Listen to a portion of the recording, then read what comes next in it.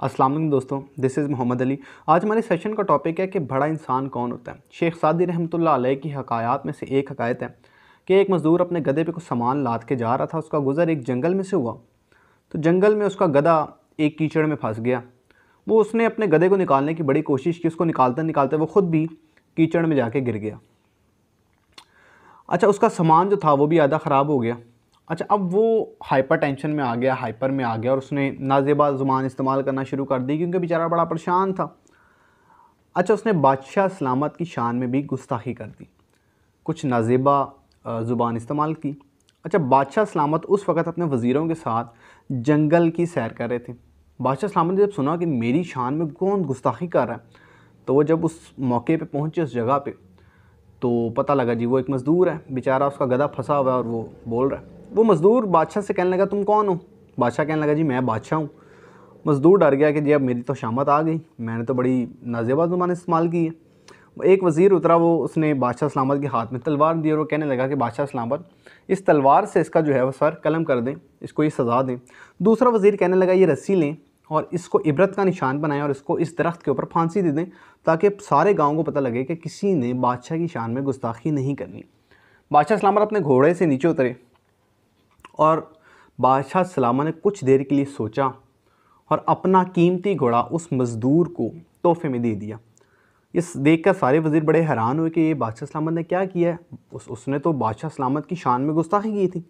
बादशाह सलामत कहने लगे, मैंने जब इसके पस मंज़र में सोचा कि यार ये बेचारा, इसका गधा फंसा हुआ है, इसका सामान ख़राब हो गया, ये ख़ुद कीचड़ में गिर गया और ख़ुद कीचड़ में लथपथ है, तो अगर मैं इसकी जगह होता तो शायद मैं इससे ज़्यादा नाजेबा ज़ुबान इस्तेमाल करता क्योंकि वो बेचारा परेशान था। जब बादशाह सलामत ने अपने उसके पस मंज़र में देखा तो बादशाह सलामत को उसकी मजबूरी का एहसास हुआ और बादशाह सलामत ने उसको सज़ा देने की बजाय उसकी मदद की।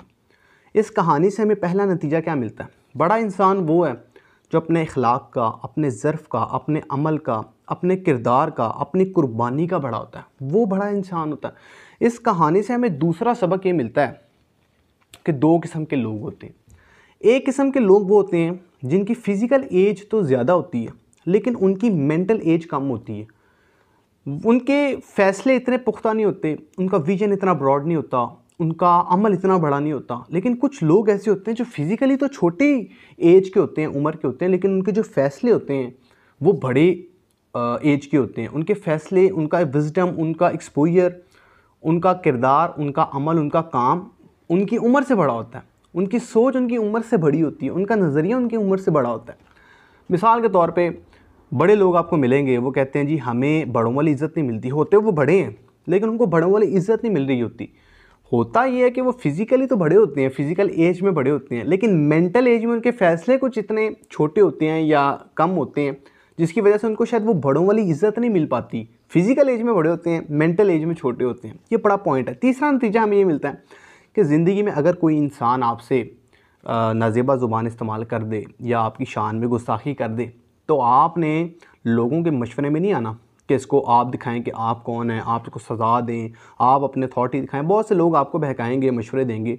आपने ये देखना है कि यार इसका पस मंज़र क्या था, बेचारे को कोई परेशानी तो नहीं है, बेचारा कोई हालात से मजबूर तो नहीं है, कोई गर्मी का मौसम तो नहीं है, बेचारे की तबीयत ठीक है।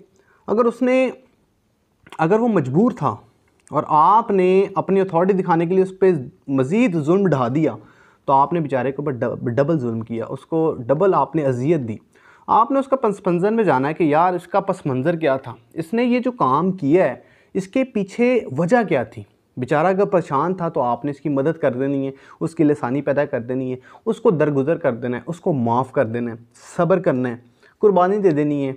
और हमारे आजकल ये दौर कुछ ऐसा है कि सब्र नहीं है, हम अदले का बदला फ़ौरन दे देते हैं कि हम अपनी अथॉरिटी दिखाते हैं हम कौन है। अगर अगले ने हमें कुछ कह दिया तो बर्दाश्त नहीं होता और साथ ही हमने भी जो है वो जवाब देना होता है और अपना हिसाब बराबर करना होता है। कुछ चीज़ें अल्लाह पे छोड़ें।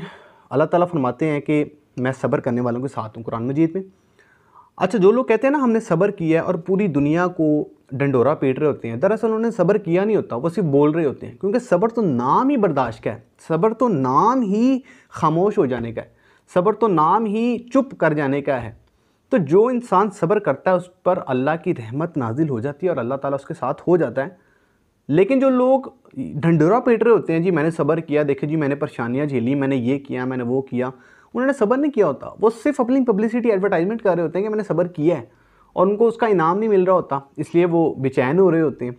तो हकीकी मानों में वो बड़ा होता है जिसके ज़हनी सोच, जिसके अमली फ़ैसले, जिसके अमली काम बड़े होते हैं। ज़रूरी नहीं है कि उसकी फ़िज़िकल एज ज़्यादा हो सकता है छोटा भी हो, उसके अमली फ़ैसले इतने बड़े हों, उसके अमली काम इतने बड़े हों कि वो इंसान बड़ा हो। तो उम्मीद है आपको ये सेशन बड़ा अच्छा लगा होगा। अगर आपको अच्छा लगा तो उसको आगे शेयर कीजिएगा, और इस वीडियो के ऊपर एक यूट्यूब का लिंक है, उसको क्लिक कीजिएगा और यूट्यूब चैनल को सब्सक्राइब कीजिएगा और बेल आइकन को हल्का सा टच कर दीजिएगा। मुझे उम्मीद है आपका ये फ़ैसला जो है वो बिल्कुल ठीक साबित होगा, क्योंकि आपको इस चैनल के अंदर बड़ी प्रोडक्टिव और इन्फॉर्मेटिव वीडियोज़ देखने को मिलेंगी। अपना बहुत ख्याल रखिएगा। अल्लाह हाफ़िज़।